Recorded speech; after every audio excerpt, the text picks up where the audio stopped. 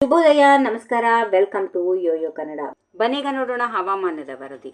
ರಾಜ್ಯಾದ್ಯಂತ ಅಲ್ಲಲ್ಲಿ ಗುಡುಗು ಸಿಡಿಲು ಸಹಿತ ಜೋರಾದ ಗಾಳಿಯೊಂದಿಗೆ ಹಗುರದಿಂದ ಸಾಧಾರಣ ಮಳೆಯಾಗುವ ಸಾಧ್ಯತೆಗಳಿವೆ ಎಂದು ಭಾರತೀಯ ಹವಾಮಾನ ಇಲಾಖೆ ಮುನ್ಸೂಚನೆಯಲ್ಲಿ ತಿಳಿಸಿದೆ. ಇನ್ನು ಇಂದು ರಾಜ್ಯದಲ್ಲಿ ಒಣ ಹವೆ ಹಾಗೂ ಬಿಸಿಲಿನ ವಾತಾವರಣ ಮುಂದುವರೆದಿದೆ. ಮಧ್ಯಾಹ್ನದ ನಂತರ ಅಲ್ಲಲ್ಲಿ ಮೋಡ ಕವಿದ ವಾತಾವರಣ ಇರುವ ಸಾಧ್ಯತೆಗಳಿವೆ.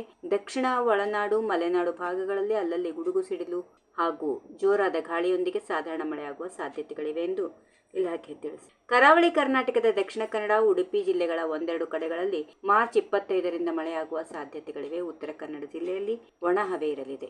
ಬುಧವಾರದಿಂದ ಉತ್ತರ ಒಳನಾಡಿನ ಬೆಳಗಾವಿ, ಧಾರವಾಡ, ಹಾವೇರಿ, ಗದಗ್ ಮತ್ತು ಬಾಗಲಕೋಟೆ ಜಿಲ್ಲೆಗಳ ಒಂದೆರಡು ಸ್ಥಳಗಳಲ್ಲಿ ಹಗುರ ಮಳೆಯಾಗುವ ಸಾಧ್ಯತೆಗಳು ಇರುತ್ತವೆ. ಉಳಿದ ಕಡೆ ಒಣ ಹವೆ ಇರುವ ಸಾಧ್ಯತೆ ಇದೆ. ದಕ್ಷಿಣ ಒಳನಾಡಿನ ಶಿವಮೊಗ್ಗ, ಚಿಕ್ಕಮಗಳೂರು, ಹಾಸನ, ಕೊಡಗು ಜಿಲ್ಲೆಗಳಲ್ಲಿ ಒಂದೆರಡು ಕಡೆಗಳಲ್ಲಿ ಮಳೆಯಾಗುವ ಸಾಧ್ಯತೆಗಳಿವೆ. ಉಳಿದ ಜಿಲ್ಲೆಗಳಲ್ಲಿ ಒಣ ಹವೆ ಮುಂದುವರಿಯುವ ಸಾಧ್ಯತೆ ಇದೆ ಎಂದು ಹವಾಮಾನ ಇಲಾಖೆ ಮುನ್ಸೂಚನೆಯಲ್ಲಿ ತಿಳಿಸಿದೆ. If you like this video, ಬೇಗ ಲೈಕ್ ಮಾಡಿ, ಕಾಮೆಂಟ್ ಮಾಡಿ, ಶೇರ್ ಮಾಡಿ ಹಾಗೂ ಯೋಯೋ ಟಿವಿ ಕನ್ನಡವನ್ನು ಸಬ್ಸ್ಕ್ರೈಬ್ ಮಾಡಿ.